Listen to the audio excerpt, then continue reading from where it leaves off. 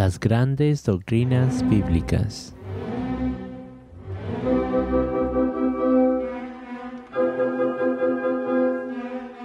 Capítulo 4. ¿Cómo encontramos las doctrinas?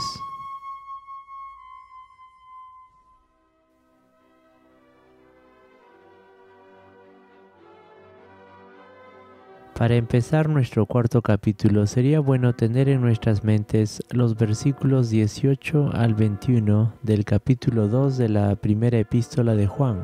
Hijitos, ya es el último tiempo y según vosotros oíste que el anticristo viene. Así ahora han surgido muchos anticristos.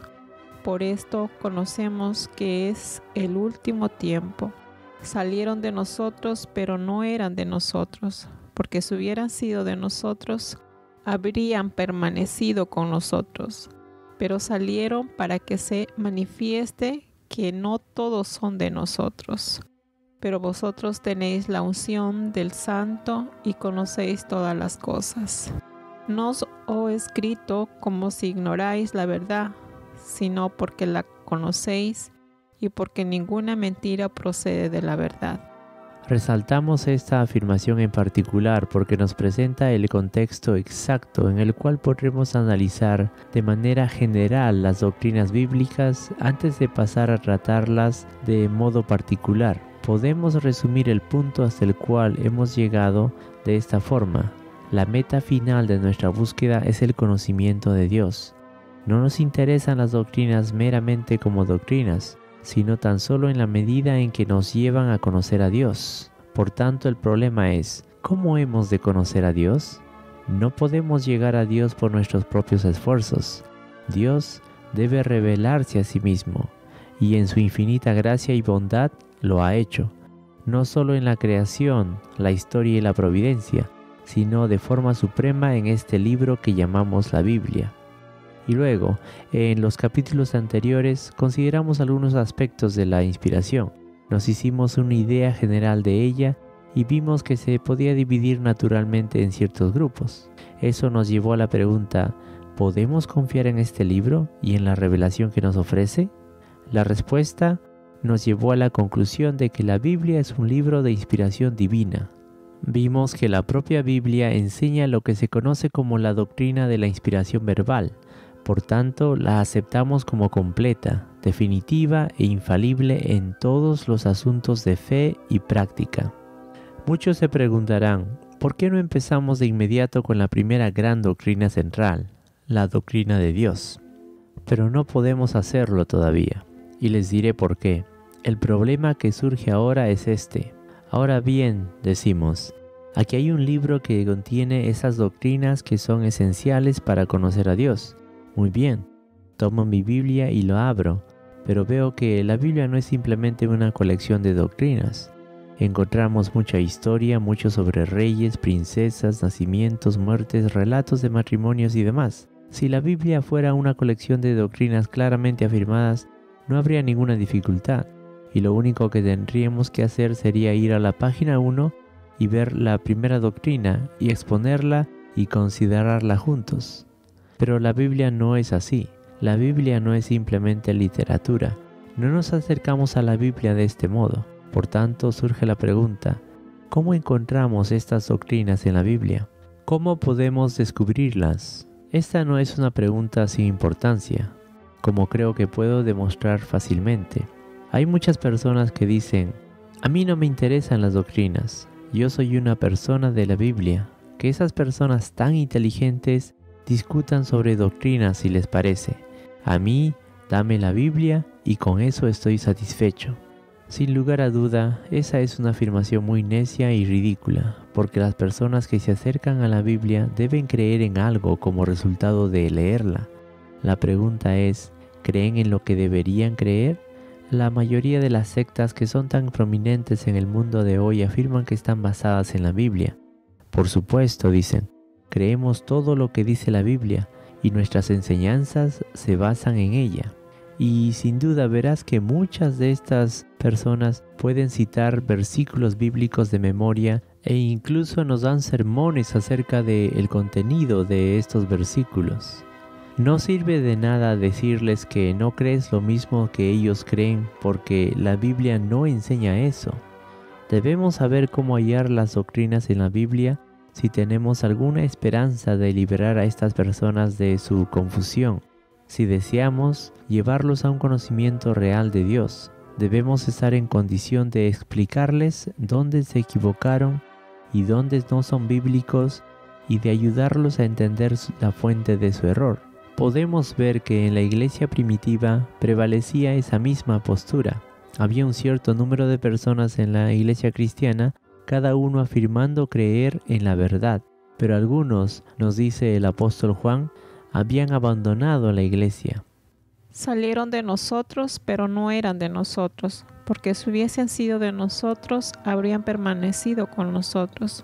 Pero salieron para que se manifestase que no todos son de nosotros. Primera de Juan 2:19. De una forma u otra, estas personas serán culpables de error y herejía. Tal como sucedía en los tiempos de la iglesia primitiva, sigue sucediendo en la actualidad. Nunca ha sido tan importante para el pueblo de Dios saber qué creer y por qué lo creemos, como lo es en la actualidad. ¿Cómo llegamos entonces al conocimiento de estas doctrinas? ¿Qué debemos hacer? Dado que tenemos la autoridad de la Biblia, la cual nos llega con inspiración divina, ¿cómo encontramos las doctrinas en la Biblia? Diremos que lo mejor que podemos hacer es considerar las 3 proposiciones principales que nos guiarán y ayudarán en este asunto. La primera que tendremos que tratar, nos guste o no, es el lugar que la razón, la comprensión y el intelecto tienen en estas cuestiones.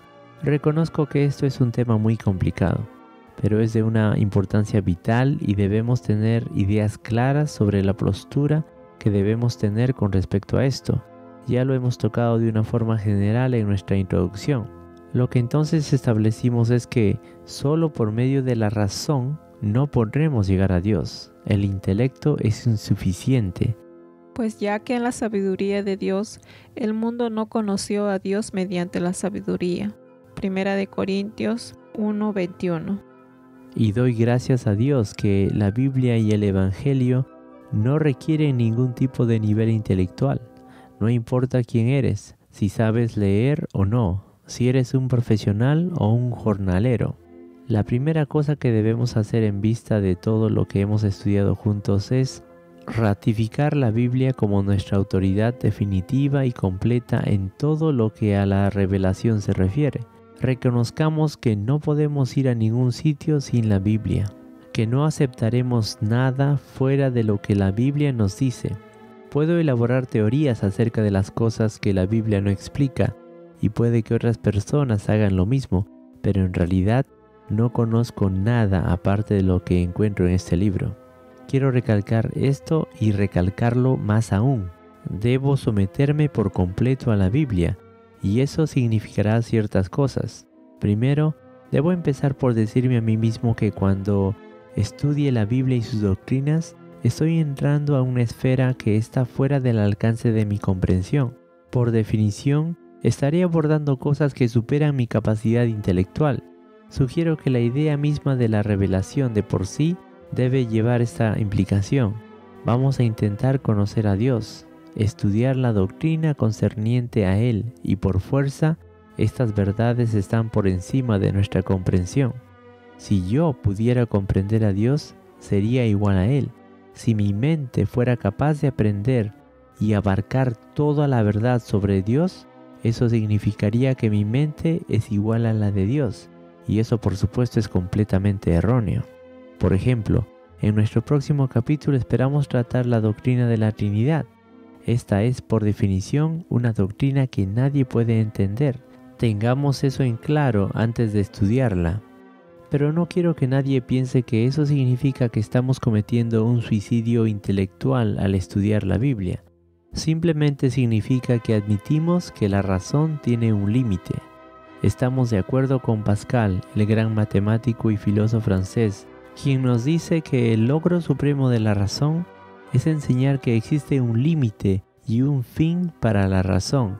Nuestra razón nos lleva hasta un lugar y luego entramos en el terreno de la revelación. donde clementemente Dios se complació en manifestarse a nosotros. Pero ahora deseo recalcar el segundo punto.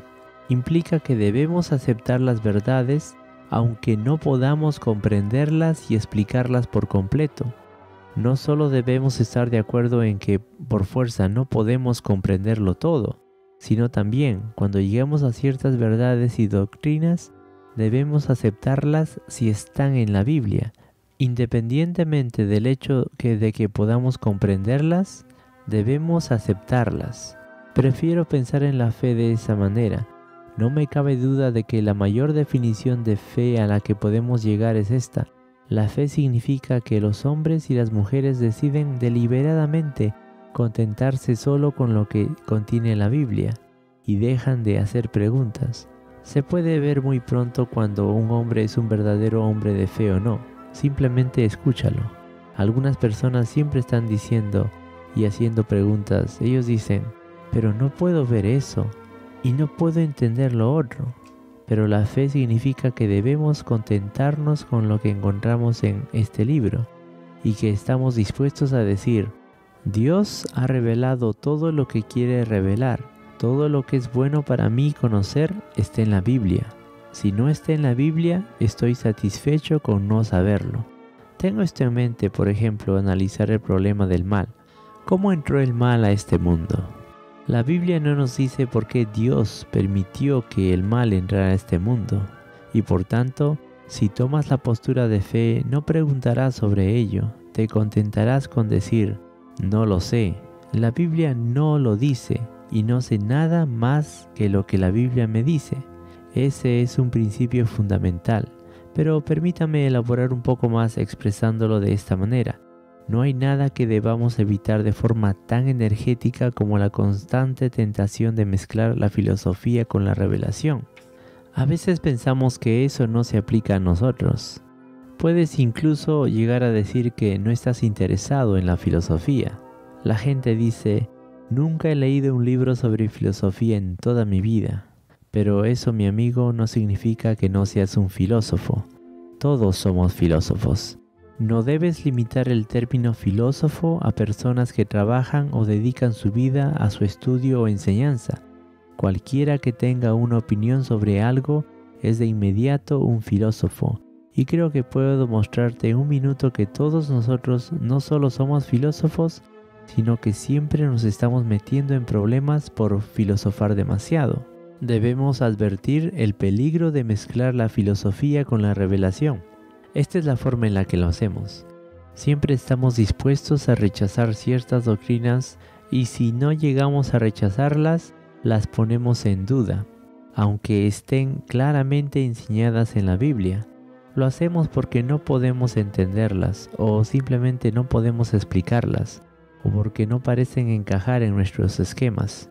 Muy a menudo cuando confrontas a las personas con una afirmación específica de la Biblia, en lugar de decir, bien, estoy dispuesto a creerlo aunque no lo pueda entender, ellos dicen, pero si eso es cierto, ¿cómo puede Dios ser Dios de amor? En el momento en el que hablan así, están hablando como filósofos, y creo que si te examinas a ti mismo verás que es algo que hacemos muy a menudo. Sin duda, me temo que somos culpables de una gran incoherencia en este punto. Discutimos con un ateo y nos sorprende su imposibilidad de entender un milagro. Pero a veces cuando nosotros nos topamos con alguno de estos grandes términos que encontramos en Efesios como predestinados y elegidos según la presencia de Dios, nosotros empezamos a decir, si eso es cierto, no puedo ver que Dios sea justo. Pero eso es exactamente lo mismo que hizo el ateo con respecto a los milagros. En su caso lo vemos muy claro, porque tenemos un claro entendimiento de los milagros. Pero cuando es una doctrina que no entendemos, empleamos exactamente el mismo argumento que el ateo, que saca a relucir su filosofía. Esto es algo pues que debemos aplicarnos a todos nosotros. No debemos dudar en creer una doctrina porque nos parece injusta. Tampoco debemos rechazar una doctrina porque no la comprendemos. Si esta es la verdad de Dios y está enseñada de forma clara en la Biblia, entonces debo aceptarla, la entienda o no la entienda. Un último punto que incluirá bajo este tema es este: jamás debemos dejarnos gobernar por nuestra lógica o por nuestro deseo de tener un entendimiento perfecto. Es un peligro al que estamos expuestos. Instintivamente nos gusta tener un conocimiento completo. No nos gustan las lagunas ni los cabos sueltos. Todos por naturaleza somos filósofos. La razón es que el filósofo siempre quiere tener un todo completo. Quiere ser capaz de entenderlo todo. Quiere ser capaz de afirmarlo todo. Y todos somos así. El peligro, como ves, es que forzamos nuestra lógica y nuestros esquemas hasta un punto que va más allá de la enseñanza de la Escritura. En este punto volvemos a ser culpables del pecado y error. Debemos dar todo el peso a cada afirmación de la Escritura. Jamás debemos minimizar ninguna de ellas o dejarla de lado para que nuestro entendimiento esté completo. Podría dar muchas ilustraciones de ellos. Hay personas, por ejemplo, que siempre han sido descritas como hipercalvinistas, y ese es su problema. Traspasan los límites de las Escrituras y se dejan conducir por su lógica y por sus propios argumentos y afirman cosas que no se pueden demostrar a partir de las Escrituras. Desean tanto tener un esquema perfecto que caen en esa sutil y peligrosa trampa. La última cosa que diremos bajo este tema será esto: no solamente debemos someternos a la autoridad de la Biblia, sino también a la guía, la inspiración y la iluminación del Espíritu Santo. Jamás debes leer la Biblia exactamente de la misma forma en que lees cualquier otro libro. Si todo lo que hemos dicho de la Biblia es cierto, entonces debemos llegar a comprender nuestra insuficiencia. Debemos comprender que cualquier capacidad natural que podamos poseer no es suficiente en este terreno. Debo ver que las cosas espirituales deben comprenderse de manera espiritual y por tanto siempre debo empezar por pedir a Dios a través del Espíritu Santo que me ilumine, que me instruya, que me guarde del error y el peligro sutil y me lleve a toda la verdad. Una vez que he hecho esto, voy a mi Biblia, consciente de los límites de mi mente y dependiendo de la ayuda del Espíritu Santo, comienzo a descubrir las doctrinas de la Biblia. Y esto nos lleva a mi segundo tema principal, que es el método por el cual se llega a la doctrina.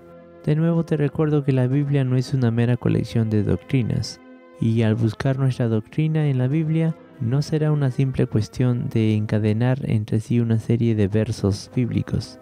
Algunas personas parecen pensar que esa es la forma. Cuando han descubierto un número de afirmaciones sobre un tema concreto en cada parte de la Biblia, nos dan una serie de versos y nos dejan con eso. Ahora bien, ese no es el camino para llegar a la doctrina, porque evidentemente eso no es ir lo suficientemente lejos. Por el contrario, sugiero que hagamos esto. Empezamos con recopilar los textos. Descubrimos cada afirmación que podamos encontrar en la Biblia sobre un tema en concreto.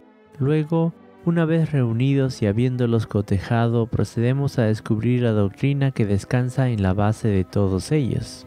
Nos hacemos las siguientes preguntas. ¿Qué doctrina está exponiendo? ¿Qué nos está diciendo? ¿Qué tienen en común todas estas afirmaciones?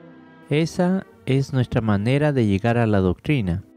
Ahora bien, al hacerlo hay ciertas reglas que es preciso observar muy cuidadosamente. Antes que nada, veamos las distintas reglas generales.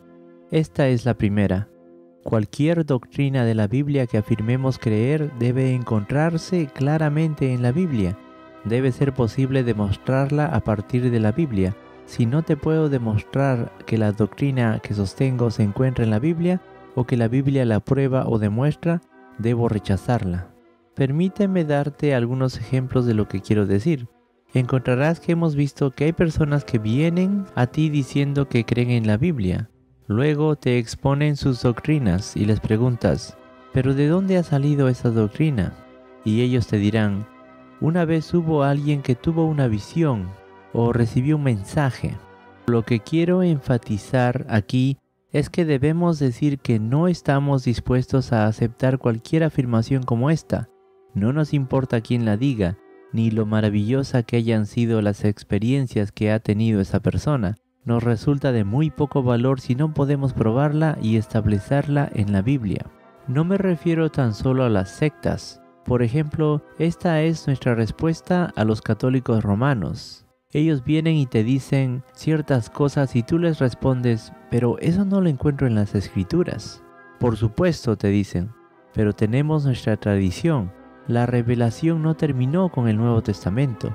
Desde entonces han recibido la verdad directamente de Dios. El apostolado y la comprensión apostólica han continuado y por tanto argumentan que la Iglesia y su tradición y enseñanza son del mismo valor y autoridad que las Sagradas Escrituras.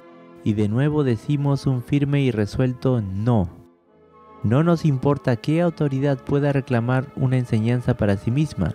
Si no se puede probar por las Escrituras en la Biblia, la rechazamos. Y por supuesto, hacemos exactamente lo mismo con cualquier doctrina que pueda originarse en la capacidad y comprensiones humanas. Toma por ejemplo la doctrina católica romana de la transustanciación. Los católicos romanos enseñan que como resultado de la acción del sacerdote, el mismo pan de la comunión se convierte literalmente en el cuerpo del Señor Jesucristo. No aceptamos ninguna doctrina si no podemos encontrarla en la Biblia y probarla con las Escrituras sagradas. Sigamos con el segundo punto. Nuestra doctrina debe ser exclusivamente basada en la Biblia. No solo debemos rechazar toda doctrina que provenga evidentemente de fuera de las Escrituras, sino que ni siquiera debemos aceptar una doctrina que sea en parte espiritual y en otra parte otra cosa. Debe ser la Escritura pura y sin adulterar. Esto es otro punto importante a la vista de la constante tendencia de la filosofía a colocarse por la puerta trasera. Luego, el tercer punto que incluirá en este apartado es que las doctrinas deben hallarse clara y evidentemente en las Escrituras. Permíteme introducir un término técnico. Estoy intentando no hacerlo, pero este es un gran término. Uno empleado por nuestros grandes padres protestantes. Ellos hablaban de la perspicuidad de las Escrituras, con lo que querían decir que la verdadera doctrina bíblica siempre es clara y evidente. La propia Escritura lo subraya en todas partes, lo presupone.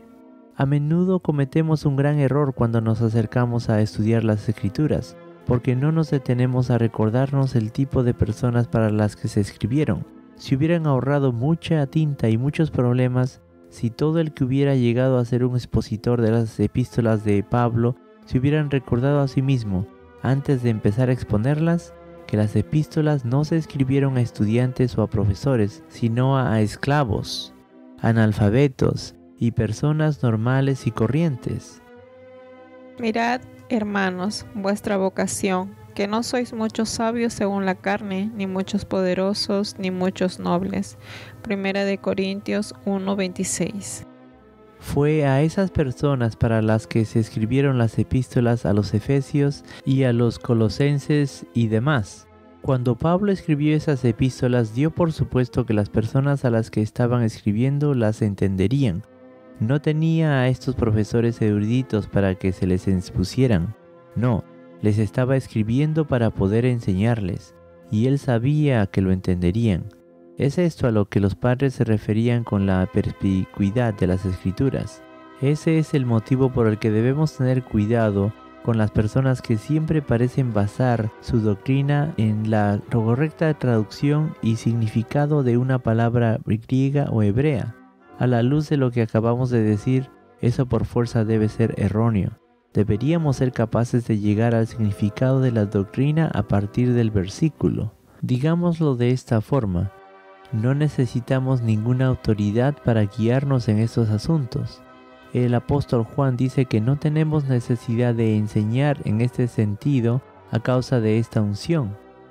Pero la unción que vosotros recibisteis de Él permanece en vosotros, y no tenéis necesidad de que nadie os enseñe. Así como la unción misma os enseña todas las cosas, y es verdadera y no es mentira. Según ella os ha enseñado, permaneced en Él. 1 Juan 2:27. De modo que rechazamos la idea católica romana de que las personas corrientes no tienen preparación para leer sus Biblias y que solo la Iglesia puede exponerla verdaderamente. No, nuestra posición es que estos documentos se escribieron para personas como nosotros y la intención era que todo cristiano las comprendiera.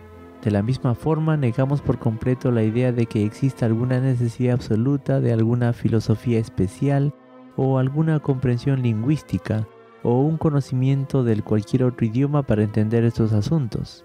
Digo de nuevo que rechazamos la enseñanza católica romana. También rechazamos gran parte de la teología de los últimos 100 años porque ha sido principalmente teología filosófica.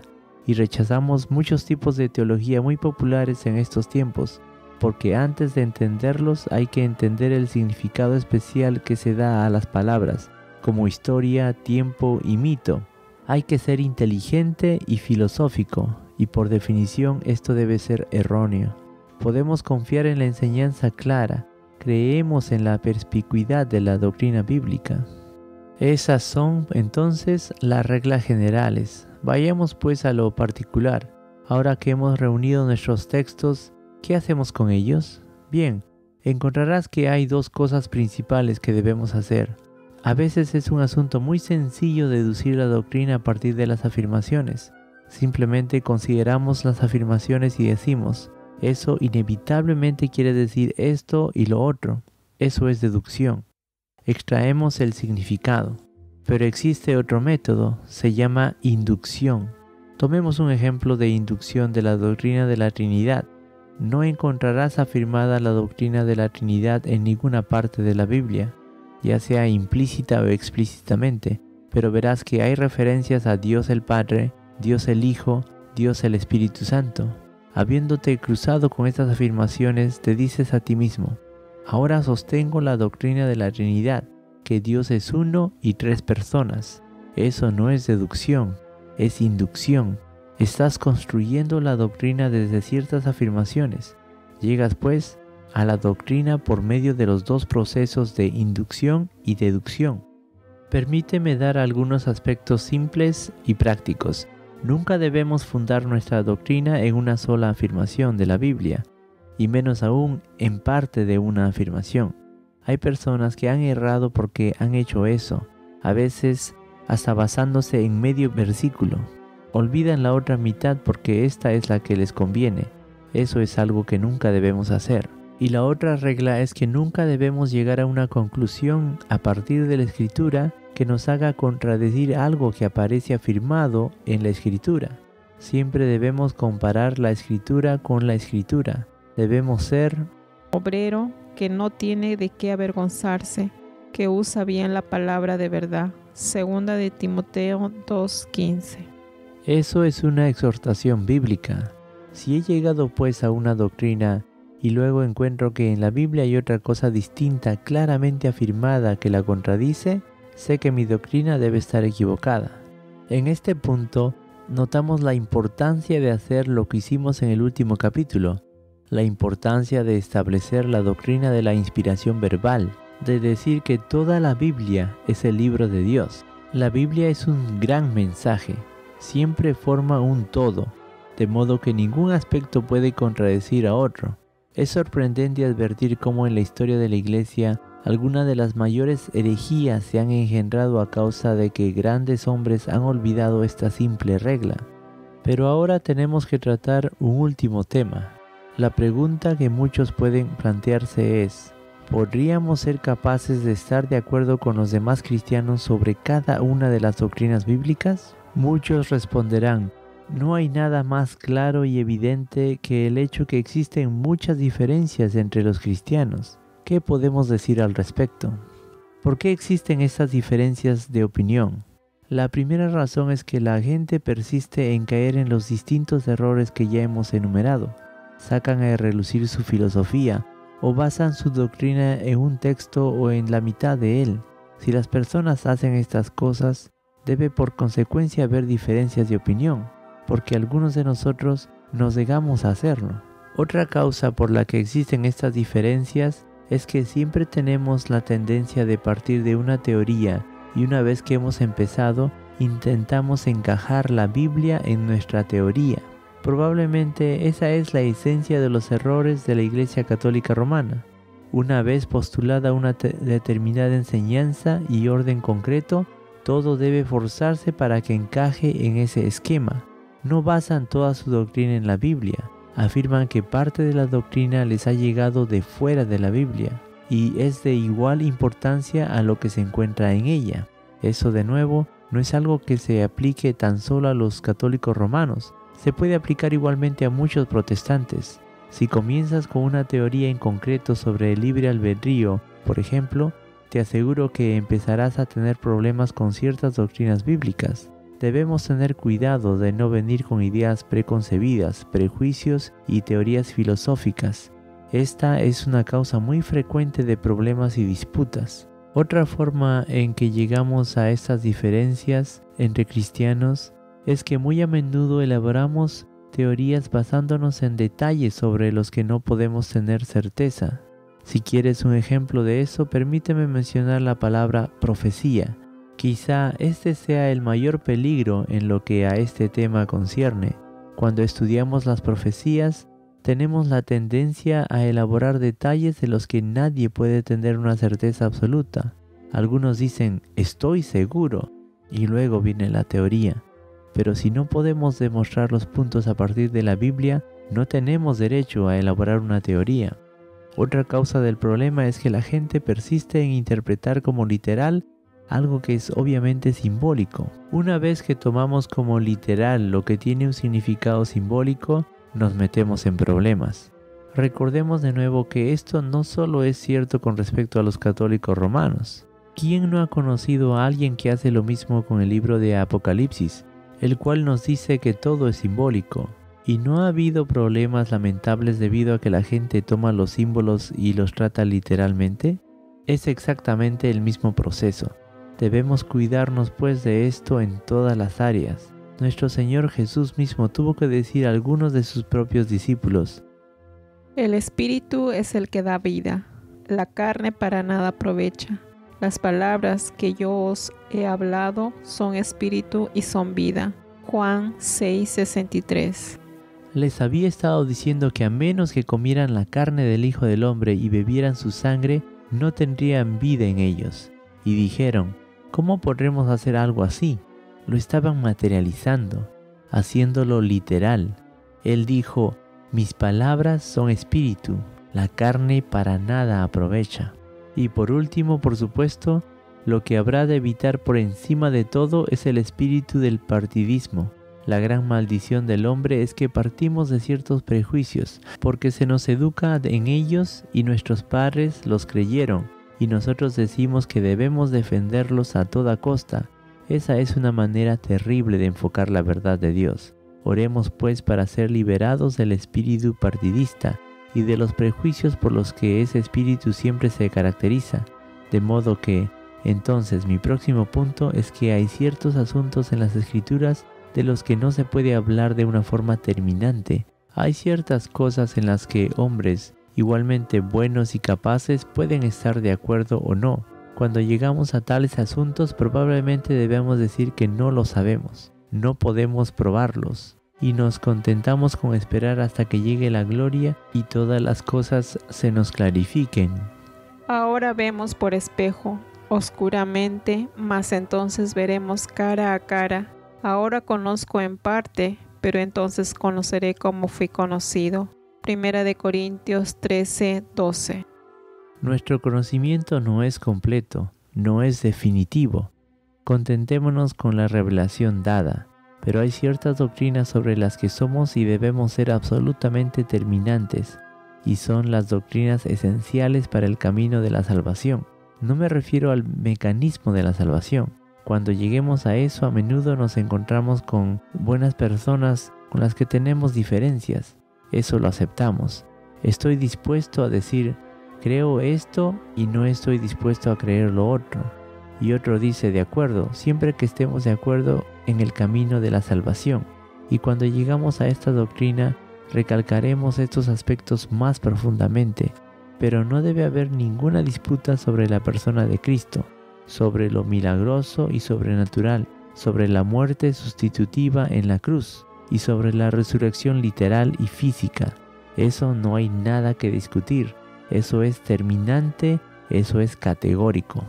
Pero con respecto a todos los demás asuntos, donde no podemos ser terminantes y categóricos, seamos comprensivos, seamos tolerantes, admitamos nuestra incapacidad para probarlos y disfrutemos juntos de la gran salvación de la que todos somos partícipes, y deseemos el día en que las cosas ocultas se hagan manifiestas y conoceremos como somos conocidos.